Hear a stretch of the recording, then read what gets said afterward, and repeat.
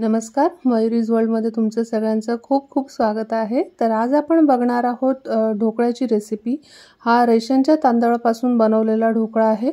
अगदी कमी साहित्यात आणि मस्त असा स्पॉन्जी ढोकळा बनवून मस्त तयार होतो आणि खायलाही खूप छान लागतो। तर इथे मी हे जे तांदूळ आहेत ना, यांना भिजवून ठेवलं होतं।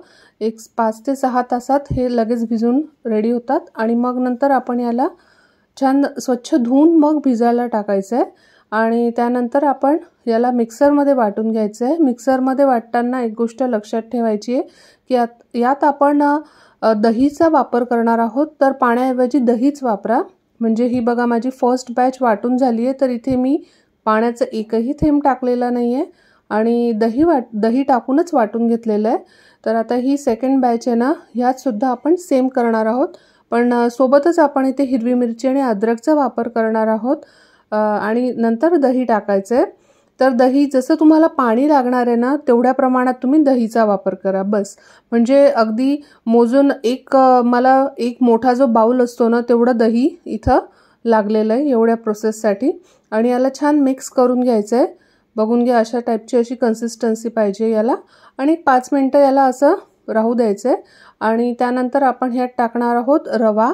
तर हा जो आपण रेग्युलर उपम्यासाठी रवा वापरतो ना, तोच रवा घेतलेला आहे। म्हणजे जे ढोकळ्याचं जे टेक्स्चर असतं ना, ते आपल्याला याच्याने मिळणार आहे आणि खूप छान चव लागणार आहे ढोकळ्याची। तर ह्यालाही छान मिक्स करून घ्यायचं आहे आणि थोड्या वेळ राहू द्यायचं आहे, पडू द्यायचं आहे आणि नंतर आपण इथे आपलं एक स्टीमर तयार करून घेणार आहोत। तर इथे पाणी टाकून द्यायचं आहे आणि जी आपली थाळी आहे ना, त्याला तेल लावून सेट करून द्यायचं आहे। अगदी फुल रेडी ठेवायचं स्टीमर, म्हणजे काय ना, ही सगळी प्रोसेस झाल्यावर आपल्याला लगेच टाकायला सोपं जातं। आणि इथे आपण थोडं जिरं टाकून घेतलंय। रव्यामुळे अगदी कन्सिस्टन्सी वेगळी झालेली आता आपल्या बॅटरची आणि सोबतच इथे मीठ टाकून घ्यायचंय आणि नावाला एक ते 2 चमचा पाणी टाकून घ्यायचंय। अगदी अशा टाईपचीच कन्सिस्टन्सी मिळण्यासाठी आपण ही सगळी प्रोसेस करत आहोत। तर रव्याने सगळं पाणी शोषून घेतल्यामुळे आपण अगदी नावाला 1 ते 2 चमचा पाणी टाकलेलं आहे।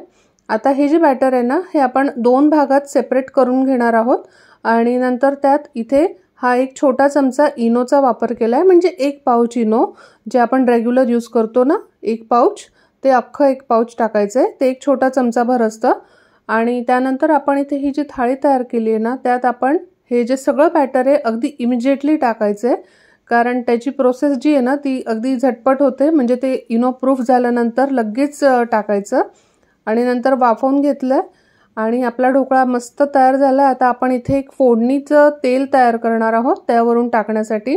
त्यात तुम्हाला आवडीचं तुम्ही काही टाकू शकता। मी इथं हिरवी मिरची, मोहरी, तीळ असं सगळं टाकलेलं आहे आणि याला छान मिक्स करून घ्यायचं। छान तडतडली पाहिजे ती हिरवी मिरची सुद्धा आणि मोहरी सुद्धा आणि त्यानंतर इथे आपण ह्यांना असं कट करून घेणार आहोत ढोकळ्याच्या शेपमध्ये आणि नंतर ही जी फोडणी आहे ना, ही फोडणीत आपण अगदी नावाला 1 ते 2 चमचा पाणी टाकून घेणार आहोत। म्हणजे हे छान स्प्रेड होईल सगळीकडे इवनली आणि याला असं स्प्रेड केल्यानंतर तुम्ही लगेचच गरम गरम सर्व करू शकता किंवा तुम्हाला हवं असल्यास तुम्ही हे जे ढोकळे आहेत ना, हे काढून एका कढईत सुद्धा ही फोडणी टाकून परतून घेऊ शकता।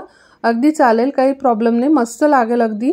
तसा सुद्धा ढोकळा खूप छान लागेल आणि आपले हे जे ढोकळा आहे ना, हा खायला आता अगदी रेडी झालेला आहे। तर हा व्हिडिओ आवडल्यास लाईक करायला विसरायचं नाही, शेअर करा तुमच्या मित्रपरिवारासोबत आणि कमेंट करायला विसरू नका आणि सगळ्यात महत्त्वाचं म्हणजे नक्की ट्राय करा आणि मला कळवा आणि चॅनलला सबस्क्राईब केलं नसेल तर लगेच करा। लवकरच भेटूया पुढच्या व्हिडिओमध्ये। Till then take care, bye bye.